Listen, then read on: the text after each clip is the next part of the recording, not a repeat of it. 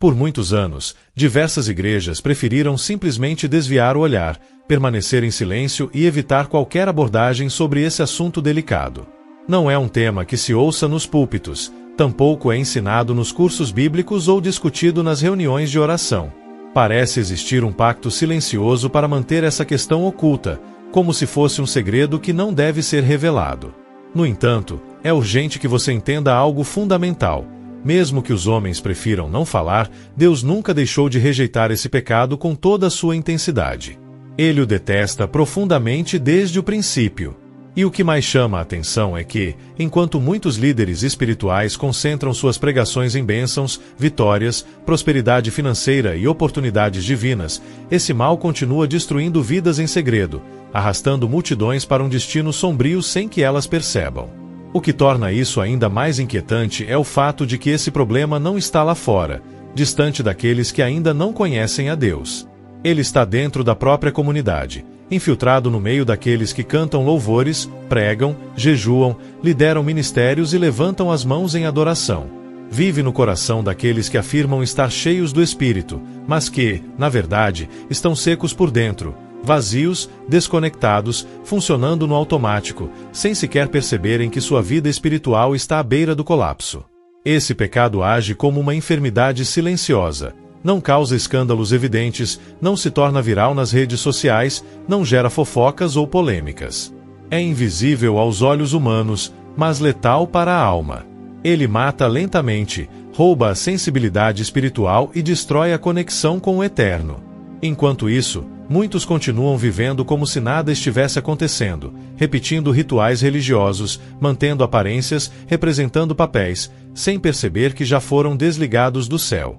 Preste muita atenção. Se essa maldade já criou raízes dentro de você, não importa quantas vezes frequente a igreja. Cantar no ministério de louvor, servir em algum departamento, participar de campanhas de oração ou jejuar regularmente não adianta nada. As aparências podem enganar as pessoas, mas não enganam a Deus. Ele não aceita um coração contaminado. Não responde orações vazias. Resiste a quem vive em duplicidade. E quando isso acontece, o céu se fecha para a sua vida. O acesso ao divino é bloqueado. É como se uma barreira invisível fosse erguida entre você e Deus, impedindo que sua adoração chegue, que seu clamor seja ouvido, que seu ministério dê frutos. O mais preocupante é que muitos permanecem presos à rotina espiritual, vivendo no automático, mantendo a fachada do crente exemplar. Contudo, já foram desqualificados no reino celestial, e nem sequer tem consciência disso. Por isso, eu imploro para que você não saia deste vídeo, não desligue esta mensagem. Fique até o fim, porque o que Deus deseja revelar hoje tem o potencial de abalar sua alma como nunca antes. Isso não é apenas mais uma conversa ou um vídeo motivacional. Este pode ser o último chamado divino antes que as consequências sejam irreversíveis. Abra seu coração completamente, pois o que virá a seguir não é simplesmente mais uma reflexão. Pode ser o divisor de águas entre permanecer numa religiosidade vazia ou despertar para uma realidade espiritual que talvez nunca tenham lhe mostrado.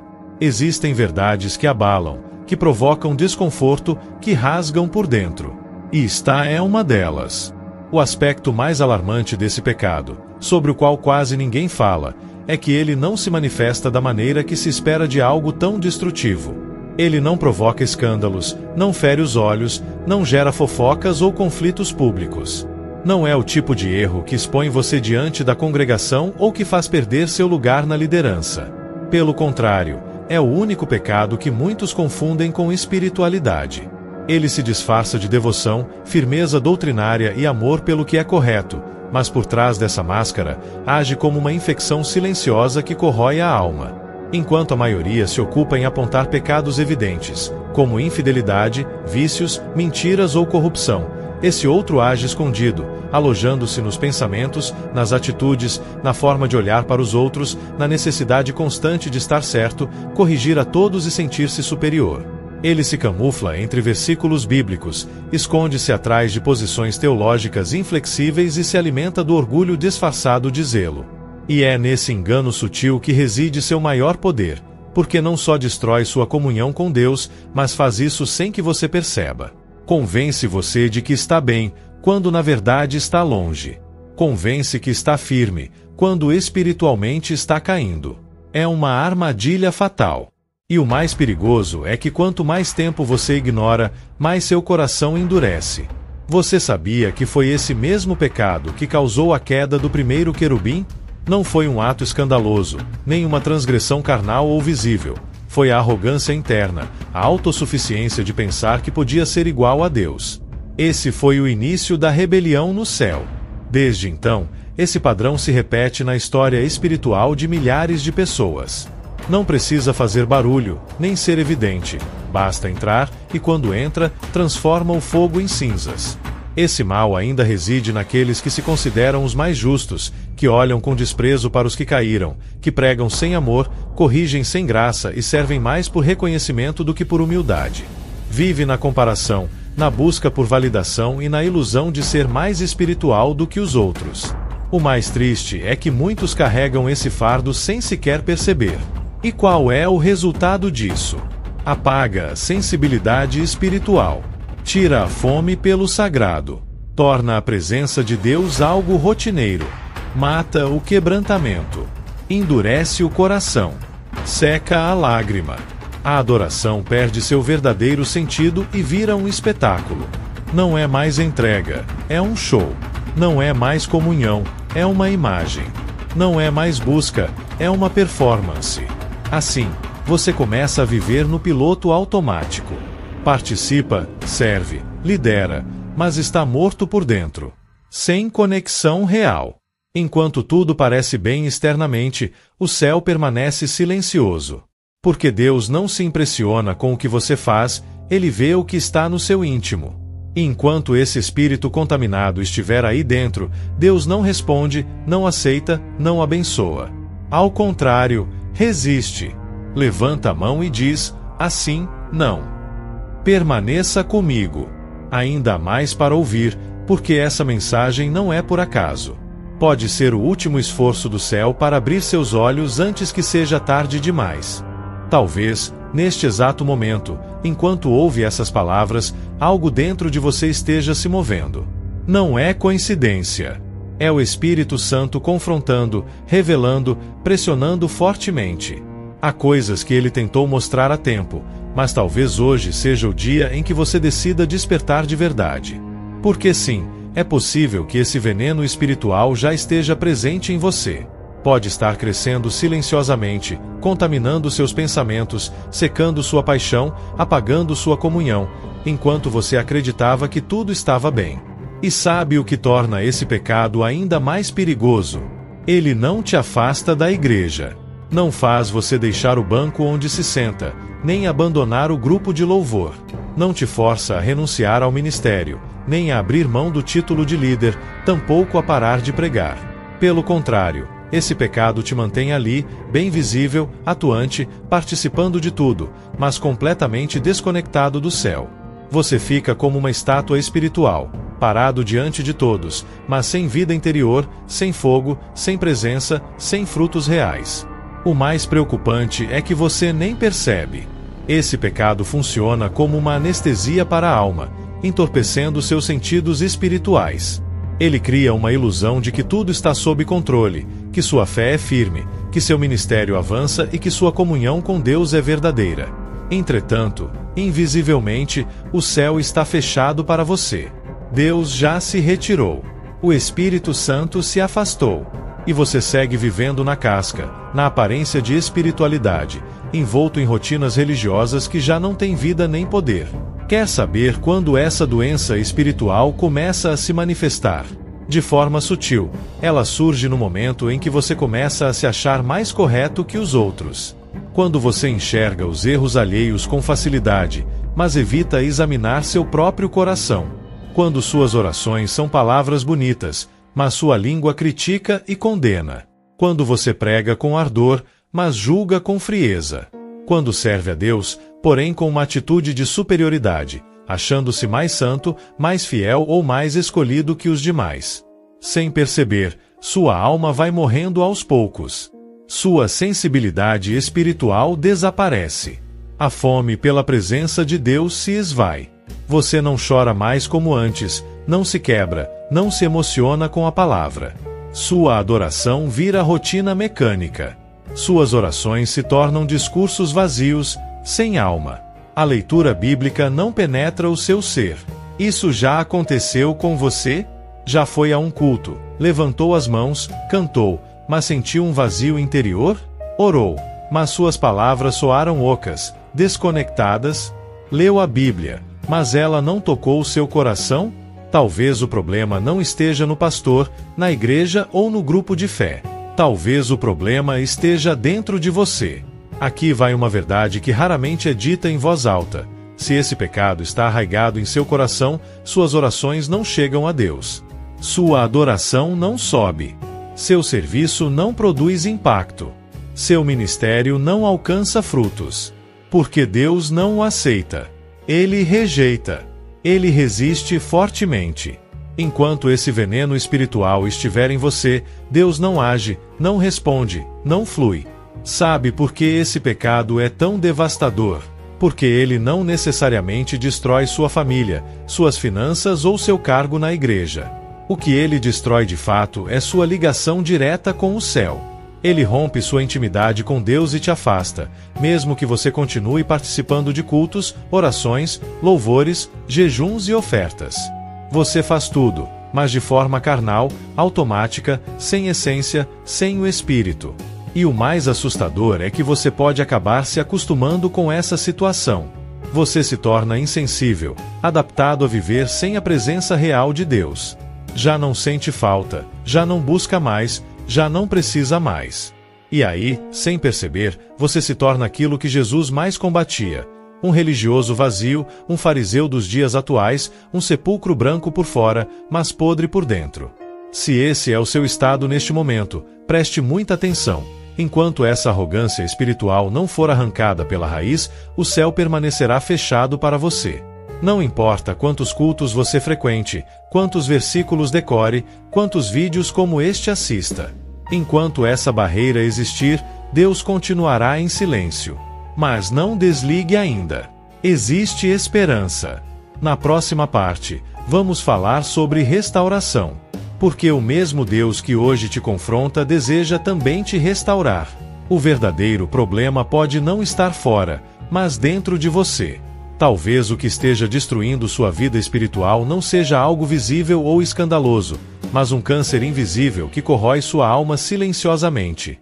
E enquanto você sorri, enquanto finge que está tudo bem, enquanto segue na rotina religiosa, seu espírito vai se apagando, aos poucos, sem que você perceba. Deixe-me dizer uma verdade difícil, porém essencial para sua salvação: Deus não compartilha seu trono com o orgulho. Ele não habita onde reina a soberba, a autossuficiência ou a falsa humildade que tenta se vestir de santidade. Onde a arrogância espiritual está presente, a presença de Deus se retira.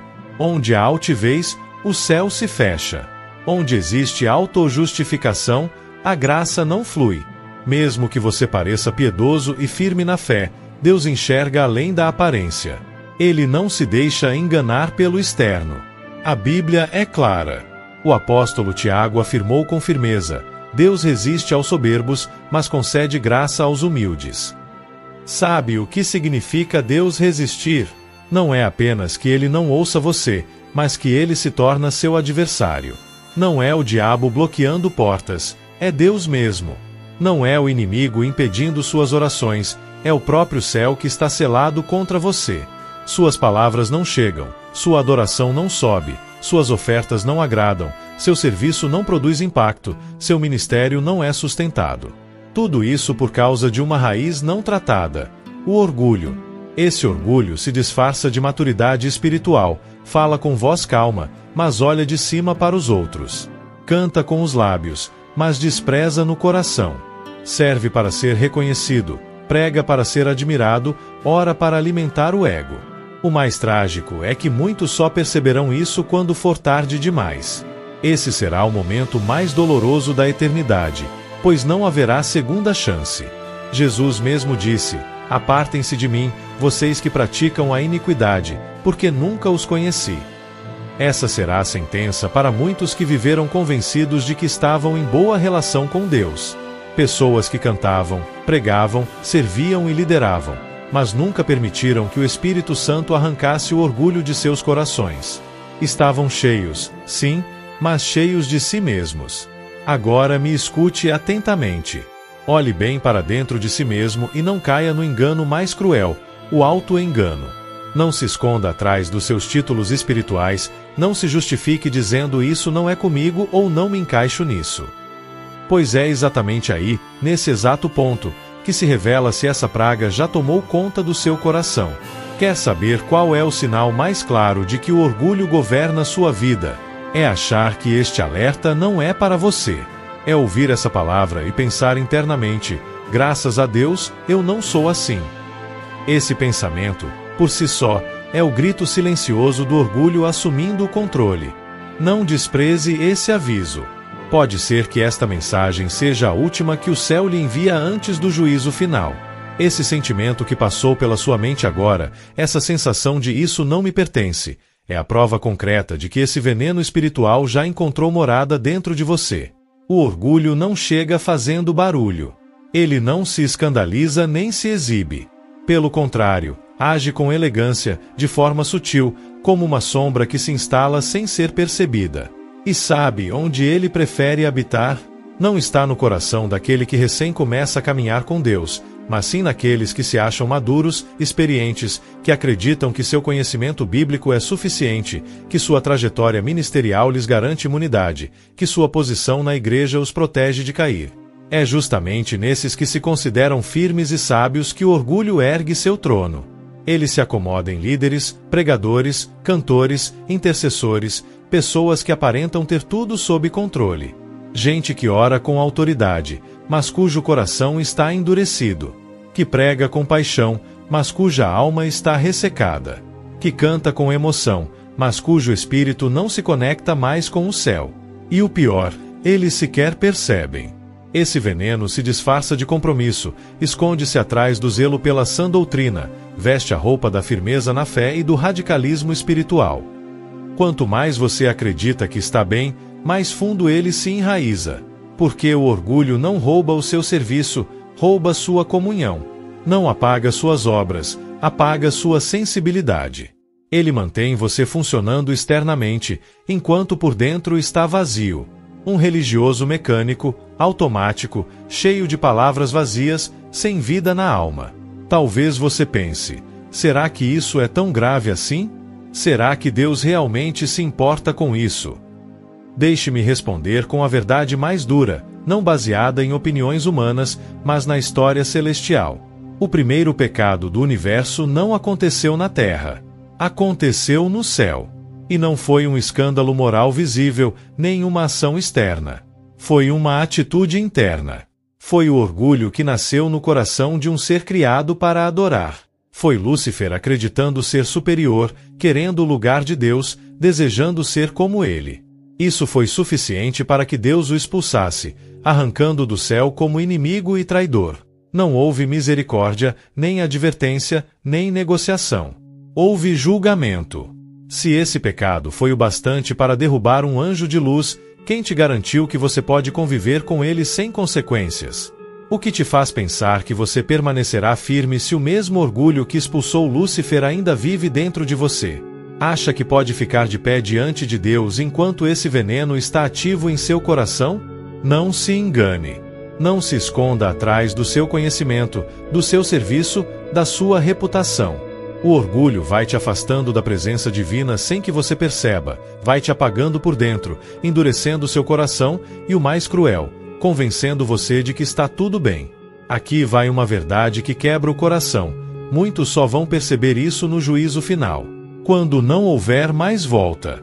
Quando estiverem diante de Cristo, convictos de terem vivido para Ele, esperando ouvir bem feito, servo fiel, e, em vez disso, ouvirem, apartai-vos de mim, nunca vos conheci. Não porque não serviram, não porque não pregaram, mas porque nunca permitiram que o orgulho fosse arrancado do seu interior. Pessoas que não estavam cheias do Espírito, mas cheias de si mesmas. Se nada disso te abala, se não te faz tremer, se não te consome por dentro, então, com todo respeito, talvez você já esteja espiritualmente morto e ainda não percebeu. Mas se você chegou até aqui, se não desligou este vídeo, se está ouvindo com o coração aberto, saiba uma coisa poderosa. Isso mostra que Deus te ama muito mais do que você imagina.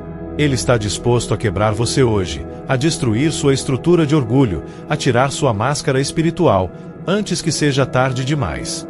O que as mídias preferem ocultar, o que muitos púlpitos evitam e que muitos líderes ignoram, chama-se orgulho. Sim, a soberba que se disfarça de maturidade espiritual, a autossuficiência que ostenta títulos ministeriais, a vaidade que coleciona aplausos e publicações devocionais. Uma maldição silenciosa que te convence de que você é mais correto, mais consagrado, mais digno, mais ungido do que todos ao seu redor. Talvez você tenha deixado para trás o adultério, vencido o vício da pornografia, abandonado outras dependências. Mas pode ser que você ainda esteja preso a um ídolo pior, a necessidade de reconhecimento espiritual. Você deseja ser visto, citado, exaltado como referência em pureza doutrinária. Aos olhos de Deus, esse veneno é tão repugnante e mortal quanto os pecados que você mesmo denuncia com fervor. A diferença é que o orgulho não te expõe diante da igreja, mas te expõe diante do céu. Não te tira do ministério, mas te retira do altar invisível onde Deus se manifesta. Não silencia sua voz para pregar, mas retira a unção do seu falar. Você pode estar de pé na plataforma, Bíblia em mãos, enquanto no mundo espiritual já caiu há tempos, reprovado, esquecido, silenciado, embora ninguém perceba. Hoje, o Senhor quer te alcançar para uma única coisa: destruir o pedestal que você construiu, rasgar a armadura da autossuficiência, pulverizar a vaidade que encobre seu coração seco. Enquanto esse câncer continuar aí dentro, você estará morto, mesmo que sua agenda esteja cheia de compromissos. Se não arrancar isso agora, será levado ao abismo sem alarde, sem manchetes, sem que ninguém perceba, exceto você e Deus. Para muitos, esta é a última advertência. Talvez seja também para você. Não encare este texto como apenas mais um conteúdo que passa pela sua timeline. Isto aqui é muito mais do que isso. É um chamado urgente do céu para sua alma, um choque amoroso que tem o poder de transformar tudo o que você pensa que é espiritualidade verdadeira. É um alerta forte, um sacolejo misericordioso para te tirar da anestesia espiritual em que talvez você esteja vivendo agora. Você pode até ignorar, continuar mergulhado em suas tarefas religiosas automáticas, se esconder atrás da rotina dos cultos, reuniões, músicas, pregações e projetos, e alimentar sua vaidade com tudo isso. Mas saiba que o orgulho não faz barulho na terra, não levanta confusão, não gera manchetes. Porém, diante do trono de Deus, ele é motivo de uma vergonha profunda e eterna. Se esse veneno não for arrancado pela raiz, ele te levará para um caminho de morte espiritual, e não vai acontecer de forma escancarada, com explosões, mas silenciosamente, na surdina, sem que aqueles que te seguem nas redes percebam nada. Você continuará funcionando, servindo, pregando, orando, mas com o coração longe do céu, como um cadáver espiritual em pé. Mas aqui está a esperança que não podemos ignorar. Deus não te confronta para te condenar ou te envergonhar, mas para restaurar o que o orgulho destruiu. Ele quer refazer seu interior, purificar suas motivações, tirar a máscara que você talvez usa para parecer firme, para parecer santo, para parecer maduro espiritualmente. Deus deseja dar a você uma nova chance, uma chance real de voltar a andar em comunhão íntima com Ele, de experimentar de novo o frescor e a profundidade do relacionamento verdadeiro. Mas essa decisão depende unicamente de você, do que fará neste instante, na privacidade do seu quarto, longe dos olhares. É hora de fazer algo diferente do que já fez antes. Rasgue seu coração de vergonha e arrependimento, feche a porta do seu quarto, ajoelhe-se e clame com sinceridade, sem máscaras, sem meias palavras. Suplique por misericórdia e permita que o Espírito Santo destrua o orgulho que está alojado aí dentro. Porque enquanto o orgulho dominar seu coração, não haverá céu aberto sobre sua vida. Não haverá avivamento genuíno. Não haverá comunhão verdadeira. Haverá apenas uma casca vazia, uma rotina sem vida, uma fé seca e condenação à vista. Se essa palavra entrou no seu coração e te quebrou, entenda que foi o amor de Deus falando com urgência. Foi um cuidado celestial para evitar que o tempo acabe para você. E se seu desejo é ir além dessa confrontação, ser moldado de verdade, nascer de novo para uma vida cheia de Cristo, há um curso disponível no link na descrição. Um caminho que não é para os acomodados, mas para os que estão dispostos a morrer para o ego e viver 100% para Jesus. Que o Senhor tenha misericórdia de você, quebre suas barreiras, reconstrua sua alma e te levante em poder, antes que seja tarde demais. Lembre-se, quem tem ouvidos para ouvir, que ouça. Essa palavra pode ser a última que você receba antes do juízo. Não despreze, não adie, não deixe para amanhã. Porque o tempo é agora.